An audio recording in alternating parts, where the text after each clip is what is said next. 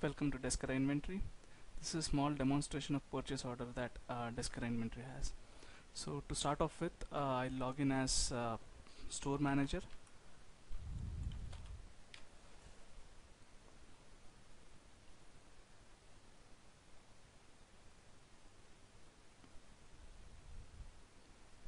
So what's being loading right now is the dashboard that is displayed to a store manager. So on the dashboard there are several links, out of which one is purchase orders. So purchase order is generally it's procurement which is done for the items that are in place for under the system. So you can see some purchase order already being created. Store manager is the guy who generally creates a purchase order, but finance manager also has uh, access to this. Finance manager can create purchase order based on different reports that he sees. So we'll just first go through all the possibilities and all the screens from which we can create a purchase order. So logging in as finance manager. So finance manager has access to a lot of master tables, master screens. One of them is item master, where all the items are listed. So that would be a right place for a finance manager to place a purchase order.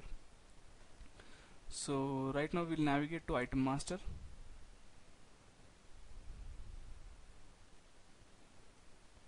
This is the screen that is displayed for that displays all the items that are in place in the system. So I can select an item, edit it, and I can create a new item, add a new item, clone an item.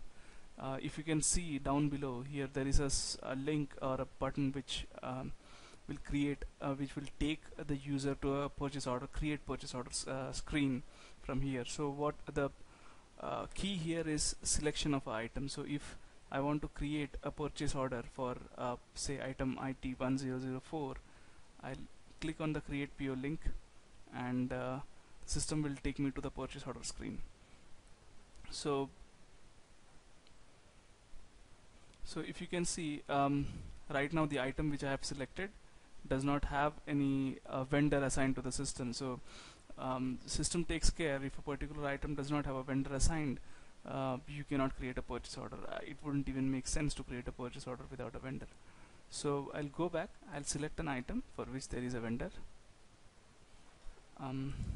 So if you can see, this is the column which displays vendors for that particular item. I can add multiple vendors through edit item master screen. So this is the detail of all the details in one place for the item that I have just selected. So this will also display me the list of all the vendors that have been assigned to this particular item. So here is a drop down that I can get. I can select multiple vendors by just clicking on them. I can deselect by again clicking on them. So I've selected 3 vendors as the vendors for this particular item. I'll say submit, and that should be reflected in the item master screen.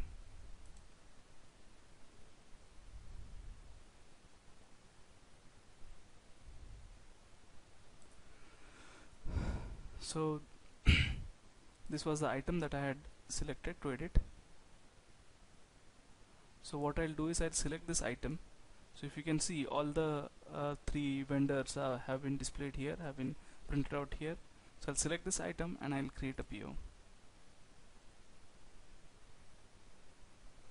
So once I select a particular item and I say create PO, it will take the user to the screen where there is a partially filled form. If you can see all the details of the vendor, so by default he has picked up Omkar as a vendor for this particular purchase order. The expected date is a default business date. The member on duty, so this displays who is the user right now logged in and trying to create a PO. So since I am logged in as finance manager, this is the name which has been printed here. The account against which the entry should go in the general ledger, and the PO number, this is auto generated, and this will keep on incrementing as I keep on creating new POs. And shipping terms and payment terms are the terms of the vendor. So vendor is the one who can specify what are the shipping terms and payment terms. The supplier address, the address in the vendor, address of the vendor, and the shipping address is where the uh, goods need to be delivered. So shipping address would be ideally the address of the store from which I am trying to create this PO. So right now if you see, the store selected is this, for which the address is the given one. So right now I'm saying I want it to the finance department. So if you can see, the shipping address have been changed. It is a shipping address, it is the address of the store. Expected date, I'll select again just to make it in sync with the purchase order. So to take you to see how shipping terms and payment terms can be done, I'll take you to vendor management. Now in the system there are two kind of vendors. One is a online vendor and the another is a offline vendor.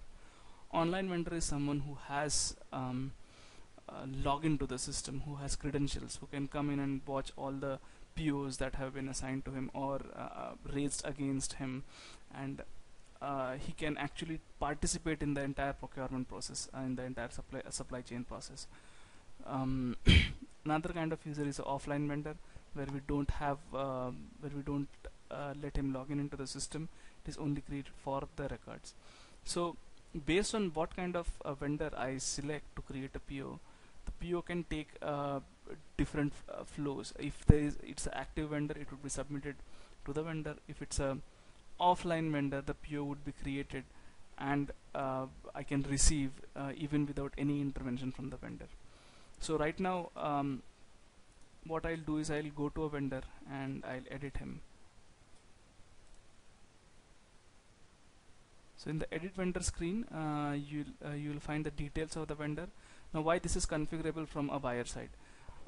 It is just because there are some vendors who can be offline, who would never log in into the system to change uh, their credentials or even their details. So this is where this might come into the place. So for Tamara Michaels, you can see UPS is the shipping terms and payment term is net 15. It's a drop down from which you can select.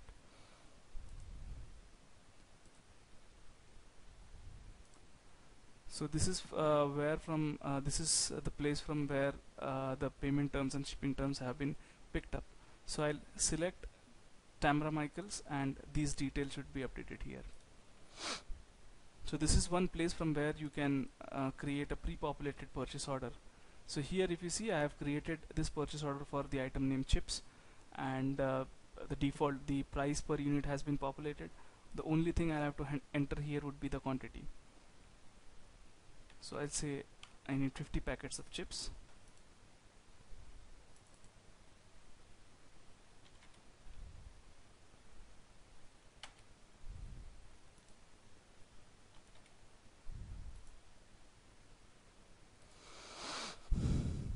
And once I have completed my form, I have three options. I can either cancel and go out and discard the PO.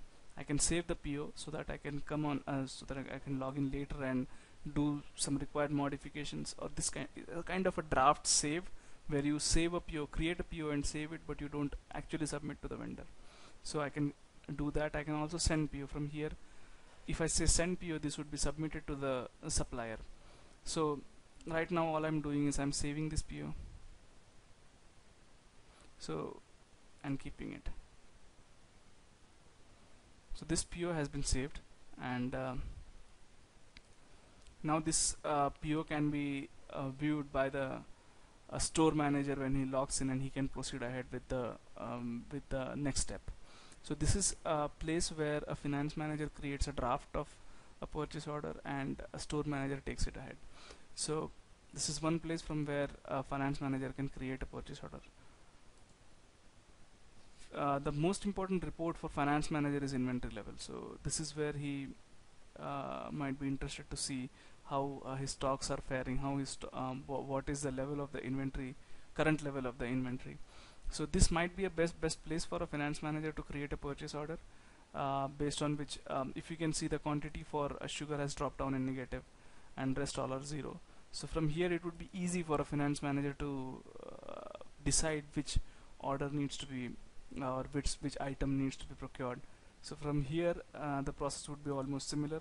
I say create PO, and it takes me to the purchase order entry form, which is similarly partially filled, and only the minute details need to be updated, like the quantity at max, or maybe I'll need to change a vendor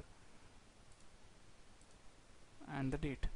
So I'll again create a PO for 50 more items for banana. I'll save it.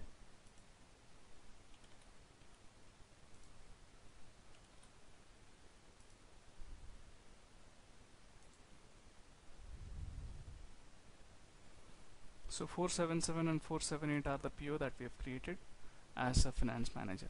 So these are the two places from which finance manager can create the PO. Now I'll sign out as finance manager, and I'll move into store manager's credentials and check out the rest of the flow for the purchase order.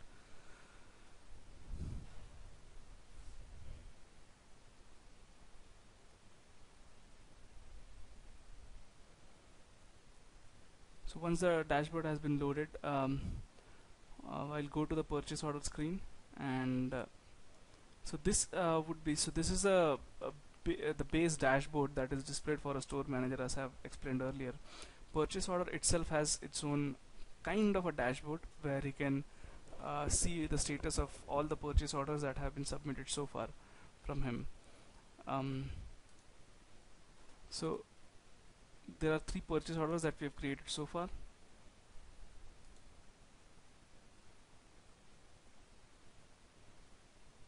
The purchase order history tabs displays all the purchase